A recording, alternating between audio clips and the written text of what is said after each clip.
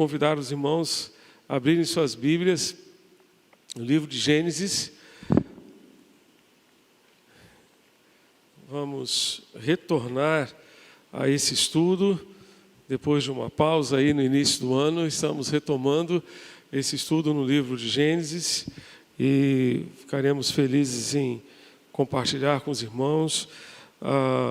Temos uma história linda que nós encontramos aqui. Aliás, o livro de Gênesis é cheio de histórias, né? A história que nós vamos compartilhar hoje é a história de um casamento. A história de um casamento de Isaac e Rebeca. Um casamento num modelo que hoje praticamente a gente não encontra, né?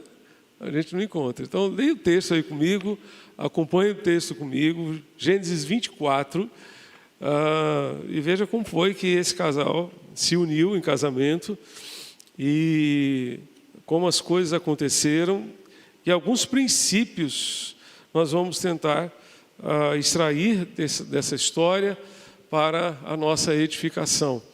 Então, observe, por favor, Gênesis capítulo 24. Abraão já era velho de idade, bem avançada, e o Senhor o havia abençoado em tudo. Abraão disse ao mais antigo servo da sua casa, que governava tudo o que possuía: põe a sua mão por baixo da minha coxa, para que eu faça com que você jure pelo Senhor, Deus do céu e da terra, que você não buscará uma esposa para meu filho entre as filhas dos cananeus, no meio dos quais estou morando, mas que você irá à minha parentela e ali buscará uma esposa para Isaque, o meu filho. Então o servo disse: talvez a mulher não queira vir comigo para esta terra.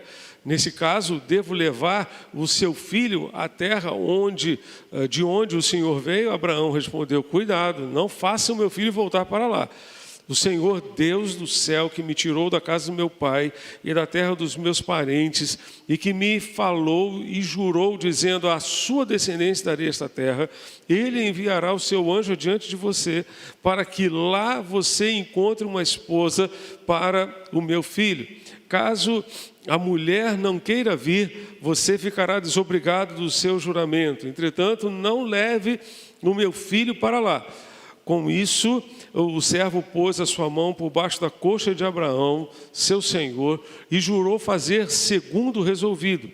O servo pegou 10 dos seus camelos do seu senhor e, levando consigo uma parte dos bens dele, levantou-se e partiu para a Mesopotâmia, para a cidade onde Naor havia morado. Fora da cidade, fez os camelos se ajoelharem junto a um poço de água. Era de tardinha, a hora em que as moças saem para tirar água. Então o servo orou: ó Senhor, Deus de meu senhor Abraão, peço-te que me ajudes hoje e sejas bondoso para com meu senhor Abraão. Eis que estou ao pé da fonte de água e as filhas dos homens desta cidade saem para tirar água. Concede, pois, que a moça a quem eu disser: incline o cântaro para que eu beba, e ela me responder: beba, e darei ainda de beber aos seus camelos, seja a que destinaste ou designaste para o teu servo Isaque. E nisso verei que foste bondoso para com meu senhor. Antes que ele acabasse de orar, eis que surgiu Rebeca, filha de Betuel, filho de Milca, mulher de Naor, irmão de Abraão, trazendo um cântaro sobre o ombro. A moça era muito bonita, virgem, a quem nenhum homem havia possuído. Ela desceu até a fonte, encheu seu cântaro e subiu. Então o servo correu ao encontro dela e disse: peço que me deixe beber um pouco da água do seu cântaro. Ela respondeu: beba, meu senhor. E prontamente, baixando o cântaro para a mão, deu-lhe de beber. Depois de lhe dar de beber, disse: vou tirar água também para os seus camelos, até que todos bebam. E apressando-se em despejar o cântaro no bebedouro, correu outra vez ao poço para tirar mais água. Ela tirou água para todos os camelos. O homem a observava em silêncio, atentamente, para saber se o Senhor teria levado a bom termo a sua jornada ou não. Quando os camelos acabaram de beber, o homem pegou um pendente de ouro pesando 6 gramas e 2 pulseiras para as mãos dela, pesando 120 gramas de ouro. Uma fortuna, irmãos. Só essa pulseira é uma fortuna. 120 gramas de ouro, a pulseira, né? 2 pulseiras. Então, em seguida perguntou, diga-me, de quem você é filha? Será que na casa de seu pai haveria lugar para eu e para os que estão comigo passarmos a noite? Ela respondeu, sou filha de Betuel, que é filho de Milca e de Naor. E acrescentou, temos palha, muito pasto e lugar para passar a noite. Então o homem se inclinou e adorou o Senhor. E disse, bendito seja o Senhor, Deus de meu senhor Abraão, que não retirou a sua bondade e a sua verdade do meu Senhor. Quanto a mim, estando no caminho, o Senhor me guiou à casa dos parentes do meu Senhor. E então a moça correu e contou tudo aos da casa de sua mãe. Nós vamos interromper a leitura aqui para irmos um pouquinho adiante no verso 49. No verso 49, o texto continua com o servo de Abraão agora na casa de Rebeca, do seu irmão Labão. Então, estavam ali todos reunidos, no verso 49, e o homem diz o seguinte, o servo de Abraão continua dizendo, verso 49, agora sei, se estiverem dispostos a usar de bondade e fidelidade para com meu Senhor, digam, do contrário, digam também, para que eu siga o meu caminho para a direita ou para a esquerda. Ou seja, vocês vão permitir que Rebeca venha comigo até a terra de Canaã e se case com o filho do meu Senhor? Labão e Betuel, o irmão e o pai da moça, responderam, isso procede do Senhor. Isto procede do Senhor. Nada temos a dizer, nem a favor, nem contra. Aqui está Rebeca, leve-a com você e que ela seja a mulher do filho do seu Senhor, segundo a palavra do Senhor Deus. Quando o servo de Abraão ouviu tais palavras, prostrou-se em terra diante do Senhor, tirou joias de ouro e de prata e vestidos e os deu a Rebeca. Também deu ricos presentes ao irmão e à mãe dela. Depois comeram e beberam, ele e os homens que estavam com ele, passaram a noite. De madrugada, quando se levantaram, o servo disse, permitam que eu volte ao meu senhor. Mas o irmão e a mãe da moça disseram, deixe que ela fique conosco mais alguns dias, pelo menos 10, e depois poderá ir. Ele, porém, lhes disse, não me detenho, pois o Senhor me tem levado a bom termo na jornada, deixem que eu volte ao meu Senhor. E disseram, vamos chamar a moça para ver o que ela diz, qual a opinião dela? Chamaram, pois, Rebeca e lhe perguntaram, você quer ir com este homem? Ela respondeu, sim, eu quero. Então, deixaram que Rebeca, a irmã deles, partisse junto com a sua ama, com o servo de Abraão e os homens que estavam com ele. Abençoaram Rebeca e lhe disseram, que você, nossa irmã, seja a mãe de milhares e que a sua descendência tome posse das cidades dos seus inimigos. Então Rebeca se levantou com as suas servas e montando os camelos, seguiram o homem. O servo de Abraão tomou Rebeca e partiu. Ora, Isaque veio de Beer-lahai-roi, porque morava na terra do Neguebe, no sul da Palestina. Ao cair da tarde, Isaque saiu para meditar no campo, erguendo os olhos, viu, e eis que vinham camelos. Também Rebeca levantou os olhos, e vendo Isaque, desceu do camelo e perguntou ao servo, quem é aquele homem que vem pelo campo ao nosso encontro? E o servo respondeu, é o meu senhor. Então ela pegou o véu e se cobriu. O servo contou a Isaque todas as coisas que havia feito. Isaque a conduziu até a tenda de Sara, mãe dele. Ele tomou Rebeca e esta se tornou a mulher dele. Ele a amou e assim Isaque foi consolado depois da morte de sua mãe. Que Deus nos ajude a tirar da sua palavra princípios, valores, que poderão nos abençoar na construção de uma família. Amém? Minha gente, uma situação completamente inusitada. inusitada que dificilmente aconteceria nos nossos dias. Concorda comigo? Dificilmente aconteceria nos nossos dias uma situação como essa. Vá até a minha terra, de onde eu saí, e traga da minha família uma mulher para o meu filho. Abraão disse ao servo. O servo disse, mas se ela não quiser vir? A preocupação dele era legítima. Se ela não quiser vir comigo, o que eu faço? Devo levar o seu filho até lá para que ele possa conhecê-lo? Não. Deus me tirou de lá e é aqui que ele vai me estabelecer.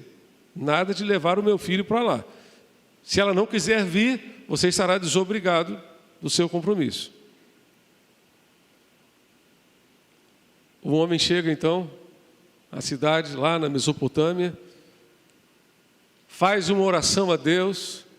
Senhor, a primeira que aparecer diante de mim, a quem eu pedir água, a primeira que aparecer diante de mim, a quem eu pedir água, e ela me oferecer água, e disser que vai dar também para os camelos, é essa. Para o meu Senhor, não era para ele. E de fato aconteceu, exatamente como ele pediu a Deus. Deus deu àquele homem um sinal. Deus deu a ele um sinal. E aí, Rebeca recebe os presentes, vai correndo até em casa, volta, chama o homem, ele vai até a sua casa. Vamos comer agora? Não, eu só vou comer depois que eu contar para vocês o que eu vim fazer.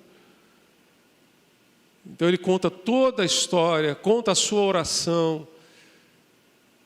A família ouve e diz, este negócio provém do Senhor. Este negócio provém de Deus. No dia seguinte, ele diz, vamos embora. Você chegou ontem, agora já é de madrugada, você já quer ir embora?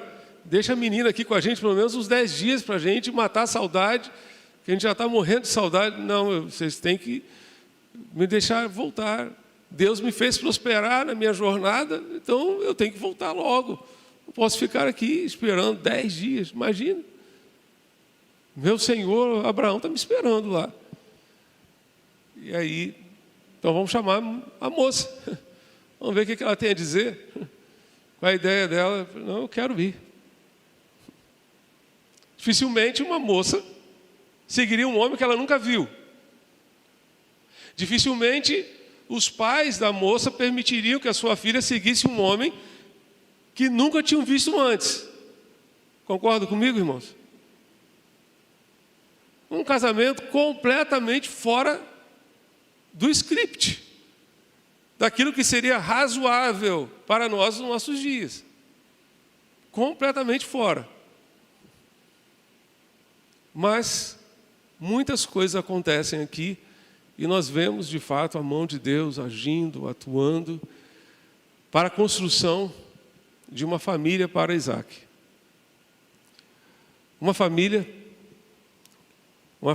que foi construída, e qualquer família a ser construída exige alguns cuidados. Primeiramente, exige preparação. Quando a gente pensa na construção de uma casa física, não é? Exige preparação. Exige preparação. Você precisa de um terreno, você precisa estudar o terreno, você precisa chamar um arquiteto, depois chamar um engenheiro, fazer um projeto. Precisa contratar construtores. Precisa ver exatamente como vai ser o alicerce da casa, para que seja bem alicerçada. Há uma série de cuidados que você precisa tomar para construir uma casa. É assim. E da mesma forma, a construção de uma família exige muito cuidado e muita preparação. Muita preparação. Gênesis 24 mostra que depois da morte de Sara, Abraão procurou tratar da necessidade de um casamento para o seu filho. E ele tomou todas as providências. Mandou o servo mais antigo da sua casa ir à sua família, na casa de Naor, seu irmão, para tomar uma mulher para o seu filho. O servo também buscou a direção de Deus para esse processo. Então, isso me faz lembrar da palavra de Paulo aos Coríntios: quem quiser casar, que se case no Senhor. Que se case no Senhor. 1 Coríntios 7:39. 1 Coríntios 7:39. Quem quiser casar, que se case no Senhor. Casar no Senhor é casar sob a direção, sob a orientação, sob o desejo, sob a vontade do Senhor, em submissão ao Senhor. Deus providenciou Eva para Adão, Rebeca para Isaque. Um lar abençoado é fruto de um casamento segundo a vontade de Deus. Por isso, não se esqueçam, é uma palavra especialmente aqui para aqueles que ainda não se casaram. Não se esqueçam que o divórcio começa no namoro. Não começa no casamento. Começa no namoro. Façam a devida preparação para o casamento. Normalmente, os noivos têm a tendência de se preparar para a festa, para a lua de mel, para a viagem, mas não se preparam para o casamento. O casamento é vida a dois, para a vida conjugal. Duas pessoas completamente diferentes, com histórias diferentes, possivelmente com temperamentos diferentes, vão precisar concordar em algumas coisas fundamentais. Vão precisar verificar se os valores se casam, especialmente porque se os valores não se casarem, não tem casamento. Pode haver união física, mas casamento não haverá. Então, essa fase de preparação para o casamento, ela é fundamental. Fundamental. Eu costumo dizer que essa fase é a fase dos olhos abertos. Depois que você casa, é melhor fechar os olhos. É melhor fechar os olhos. Mas enquanto você não se casou, não faça de conta que você não está vendo o que você não gostaria de ver. Não faça de conta. Leve a sério aquilo que você está vendo. Dizem que o amor é cego. Mas a verdade é que normalmente nós não gostaríamos de ver aquilo que estamos vendo e por isso fazemos de conta que não existe. Ou até pensamos, depois melhora, depois resolve. Esse depois não vem. Até porque ninguém muda ninguém. Ninguém muda ninguém. E a tendência das pessoas mudarem de vida, mudarem de comportamento, de atitude, entre o namoro e o casamento, a tendência é que não haja mudança.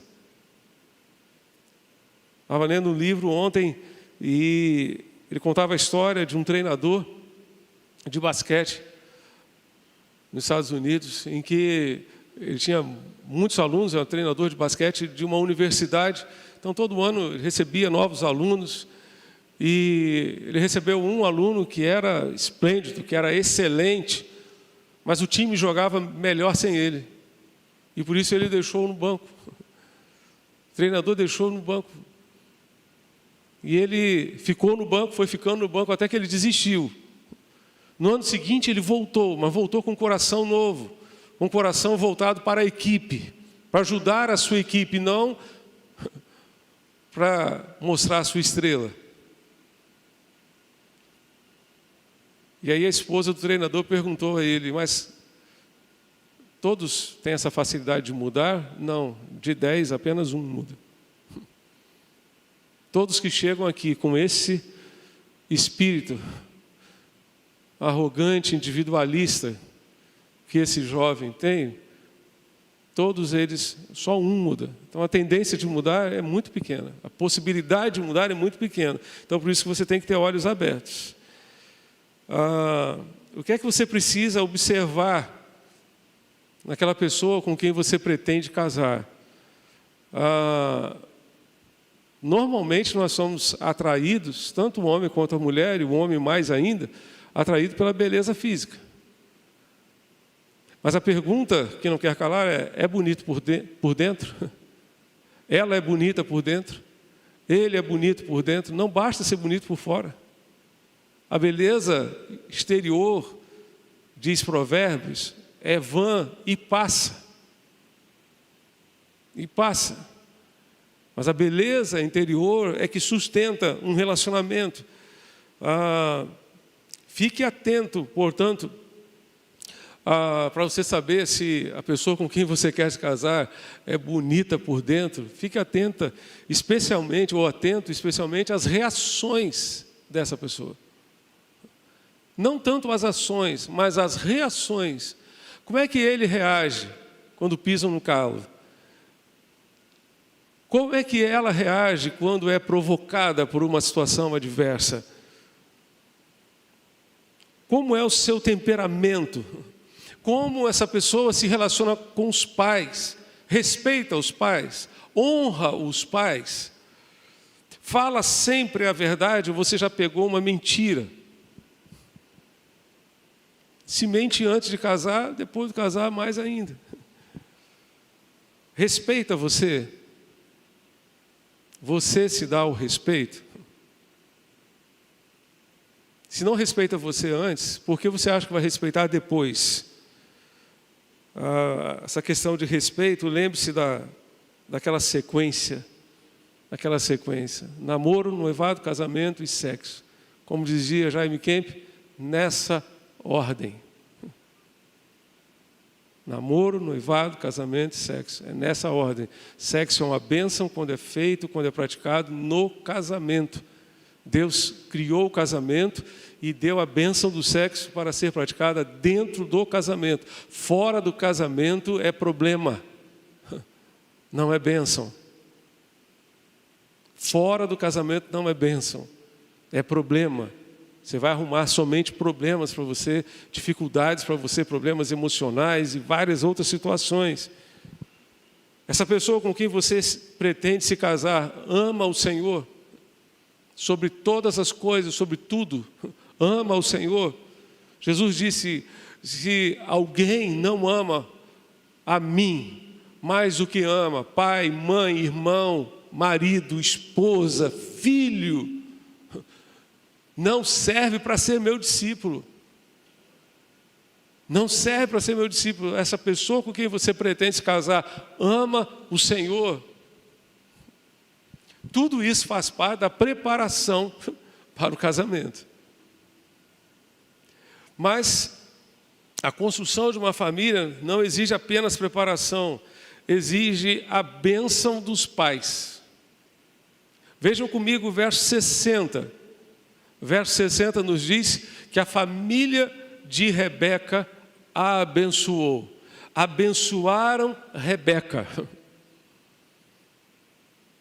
A construção de uma família exige a bênção dos pais. A bênção dos pais. E vou dizer algo para os irmãos. Tá? Quando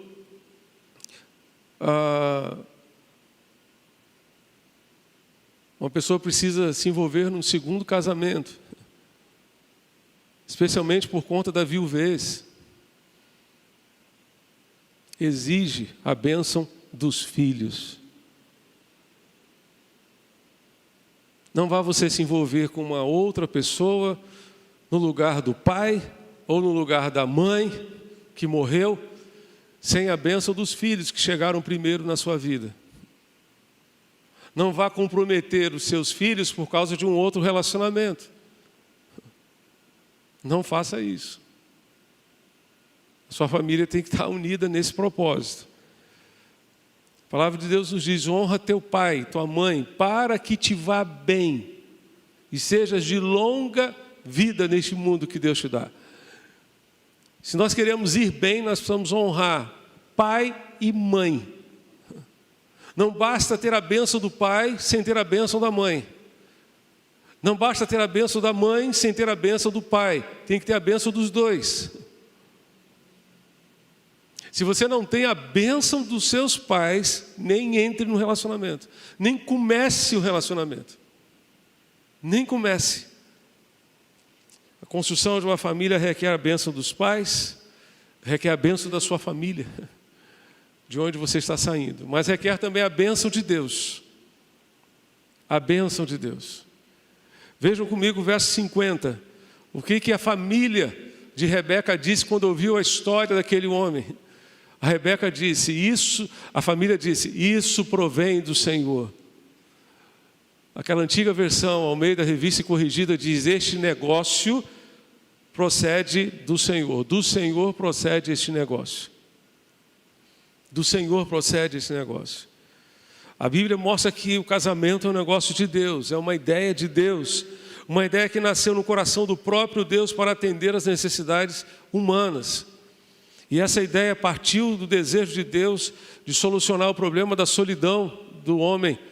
Lá no início, não é bom que um homem esteja só. Farei para ele uma ajudadora que lhe seja idônea. É preciso ter a bênção de Deus também.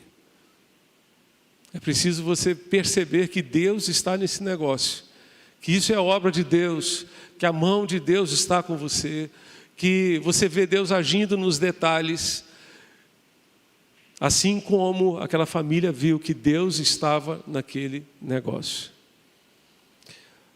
Outro elemento fundamental para a construção de uma família é o amor. Diz a Bíblia que Rebeca encontrou-se com Isaac, quando viu que ele estava se aproximando, cobriu o seu véu, verso 67, ele apanhou aquela moça que nunca tinha visto antes. Nunca tinha visto antes. Se apaixonou por ela. Diz a Bíblia que ele a amou, verso 67, aí o último verso do capítulo 24. Ele a amou e a levou para a tenda que antes pertencera à sua mãe Sara. E assim Isaac foi consolado depois da morte da sua mãe. Se as minhas contas estiverem corretas, Isaac deve ter passado uns 2 anos aí, entre a morte da mãe e o casamento com Rebeca. 2 a 3 anos. Sara viveu 127 anos. Ela engravidou aos 90, sendo idosa e sendo estéril. Sendo idosa e sendo estéril, ela engravidou aos 90 anos de idade. Deu à luz a Isaac. Então, se ela engravidou aos 90, é possível que Isaac tenha nascido quando ela ainda tinha 90 ou 91, e ela morreu aos 127. Então, temos aí 37 anos de diferença. Isaac casou-se aos 40 anos de idade. Aos 40 anos de idade. E ele amou Rebeca. É impossível manter uma família sem amor. É impossível manter uma família sem amor. É impossível construir uma família sem amor. Mas que amor! Que amor! Normalmente a gente pensa, e as pessoas normalmente pensam em apenas amor no sentido geral. Mas no Novo Testamento, especialmente, nós encontramos 4 palavras para amor. 4 palavras. Agape talvez seja a mais conhecida. Agape ou ágape. Filéu, eros, storge. Storge é aquele sentimento de pertença em que você diz, este aqui é o meu filho. Esta aqui é a minha esposa. Esse sentimento de pertença é o amor storge. O amor filéu é o amor da amizade. É o amor em que você tem no seu cônjuge o seu melhor amigo, a sua melhor amiga. E isso é fundamental no casamento. O amor eros é o amor sexual, que está presente na vida conjugal e precisa estar presente na vida conjugal. Só que o eros, muitas pessoas casam hoje por causa do eros, mas o eros não sustenta o casamento. O que sustenta o casamento é a agape ou ágape.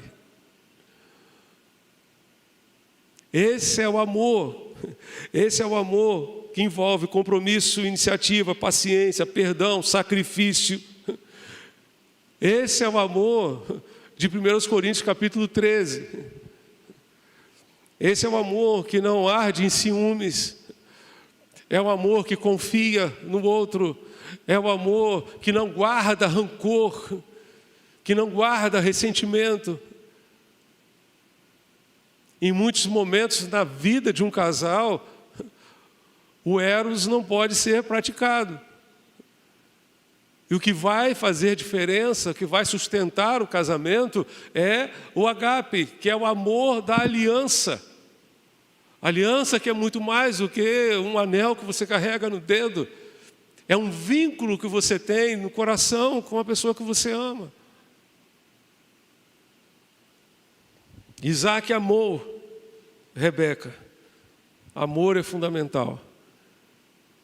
E nessa caminhada de vida, e de casamento, e de estudo da palavra de Deus, a gente aprende que a construção de um casamento, em quinto lugar, envolve e requer dependência de Deus. O que aconteceu? Vejam comigo Gênesis 25. Gênesis 25, verso 21. Diz o texto que Isaac orou ao Senhor por sua mulher, porque ela era estéril. A esterilidade era muito comum naquela época, porque as pessoas casavam em família. Então, Sara era estéril, agora Rebeca, sua nora, também estéril. Também estéril. Isaac casou com 40 anos de idade, verso 20 aí, ora. Ele tinha, Gênesis 25, verso 20. Ele tinha 40 anos quando tomou por esposa Rebeca, filha de Betuel.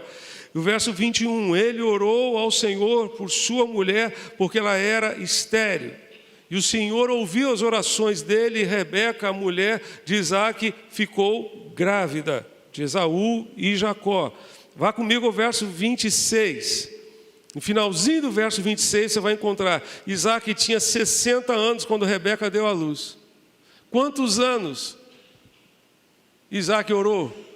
Faça contas comigo, meu irmão. Quantos anos? 20 anos.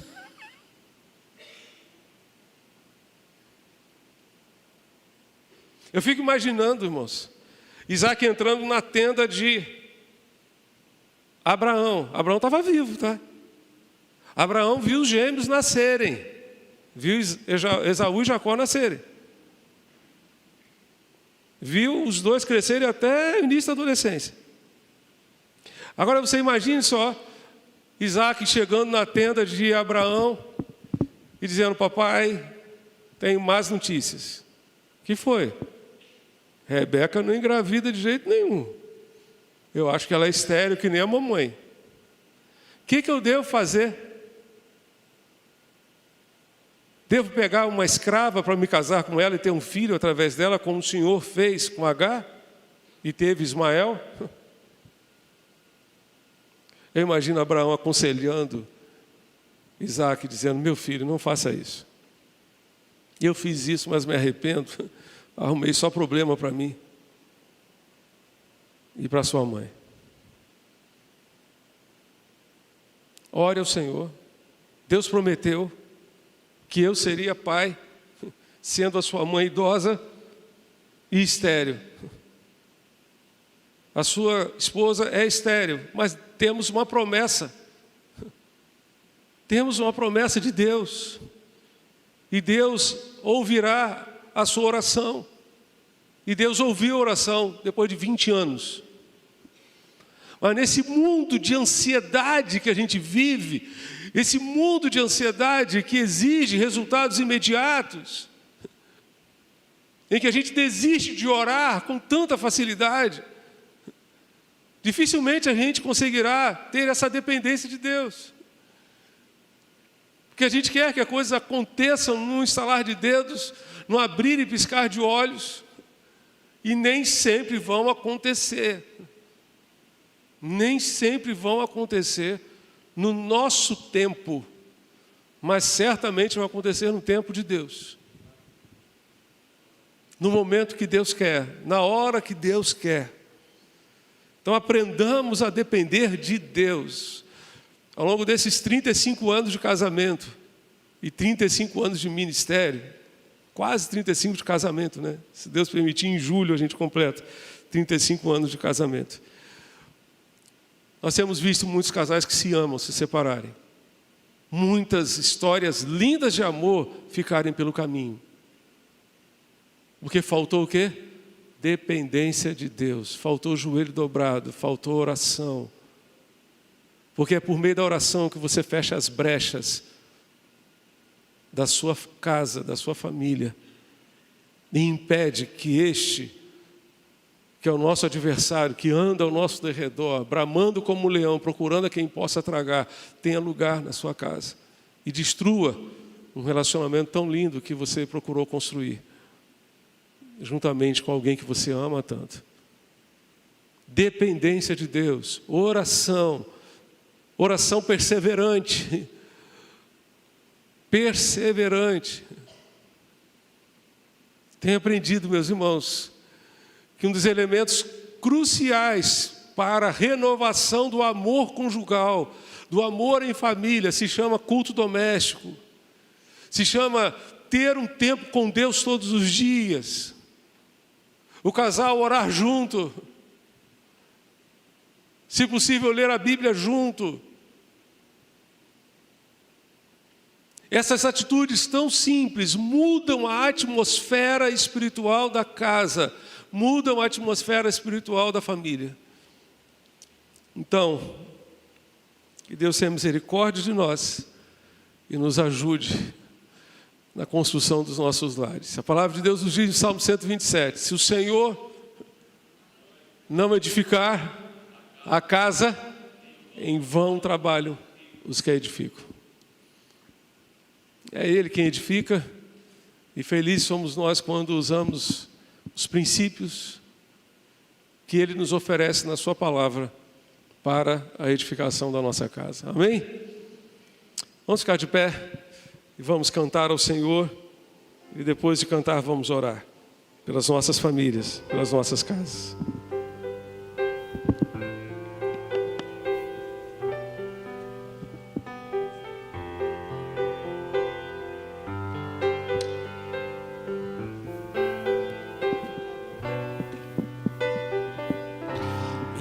Casa será uma casa de bênção. Minha casa será um pedaço do céu. Nelas estão reunidos adoradores que só exaltam ao Deus verdadeiro e fiel. Minha casa será reconhecida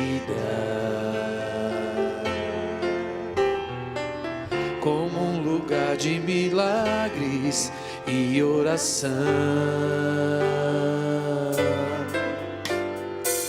onde Jesus tem prazer em ficar, onde o Espírito Santo habita, onde a prosperidade, amor e vida. Faça do meu lar, Senhor, um lugar de harmonia. Faça do meu coração tua casa todo dia. Esteja à vontade pra ficar e nunca mais partir, pois a casa que um dia te recebeu nunca mais saberá viver sem ti.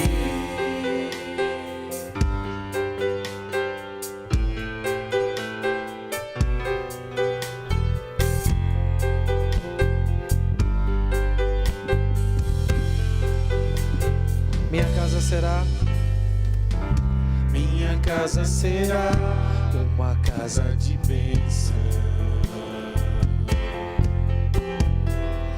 Minha casa será um pedaço do céu. Nela estarão reunidos adoradores que exaltam ao Deus verdadeiro e fiel. ela será reconhecida. Minha casa será reconhecida como um lugar de milagres e oração, onde Jesus tem prazer em ficar, onde o Espírito Santo habita, onde há prosperidade, amor e vida. Faça do meu lar, Senhor, um lugar de harmonia. Faça do meu coração tua casa todo dia. Esteja à vontade pra ficar e nunca mais partir. Pois a casa que um dia te receber nunca mais saberá viver sem ti. Faça do meu lar, faça do meu lar, Senhor, um lugar de harmonia. Faça do meu coração tua casa todo dia. Esteja à vontade pra ficar e nunca mais partir. Pois a casa que um dia te receber nunca mais saberá viver sem ti. pois a casa que um dia te receber nunca mais saberá viver sem ti. Feche seus olhos nesse momento.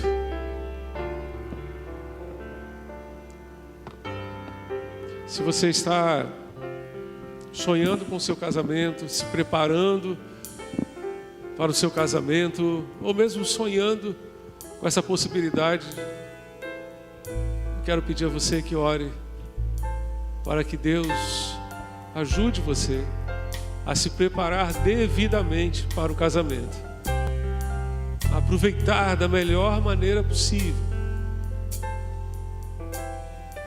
esse tempo, mesmo que você não tenha ainda um namorado, uma namorada, mas prepare-se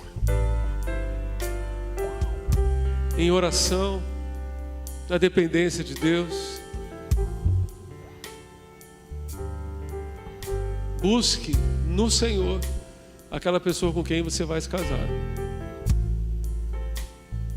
Se Deus já lhe deu um namorado, uma namorada, peça a Deus: Senhor, confirma teus planos na minha vida e na vida deste namorado, desta namorada. Confirma se realmente é isso que tu queres para nós. Se tu estás nesse negócio, livra-nos de agirmos por nós mesmos, pelo nosso próprio coração.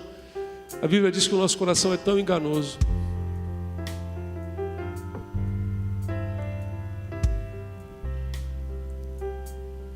Se você já tem a sua família, já construiu o seu lar, peça a Deus agora: Senhor, abençoa o meu lar, abençoa a minha casa. Talvez você ainda não tenha construído uma família, mas você tem a sua família de origem, seu pai, sua mãe, seus irmãos, suas irmãs. Ore por eles agora. Interceda a Deus por eles. Senhor Deus Pai, nós pedimos, Senhor, contempla-nos aqui nessa noite. Assim como tu abençoaste Isaac de uma forma única, inusitada, completamente fora daquilo que seria razoável nos nossos dias. Nós cremos que da mesma forma Tu podes abençoar o Teu povo hoje.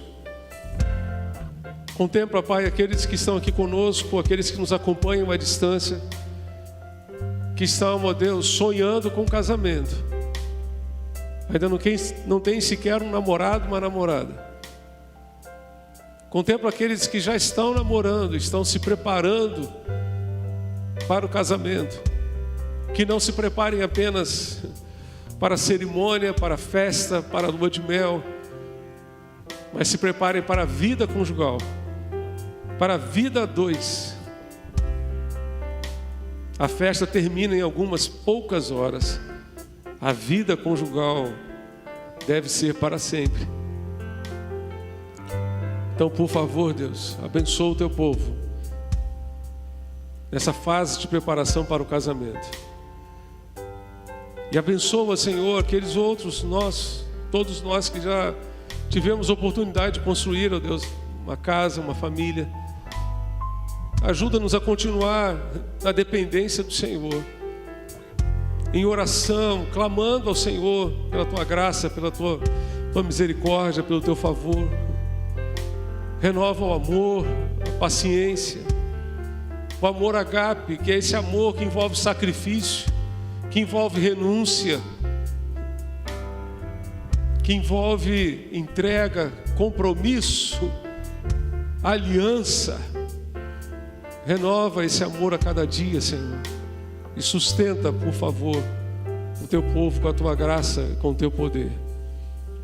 Nós Te pedimos, Deus, abençoa cada família aqui representada. Contempla as suas necessidades, preocupações e angústias, e venha ao encontro das necessidades do Teu povo. Nós clamamos a Ti, em nome de Jesus, nosso Senhor e Salvador. Amém e amém. Você pode virar para o seu lado e dizer para o seu irmão, para a sua irmã: Deus abençoe sua família. Deus abençoe a sua família. Deus abençoe a sua casa. Amém? Sábado que vem, 7h da noite, teremos o nosso culto jovem.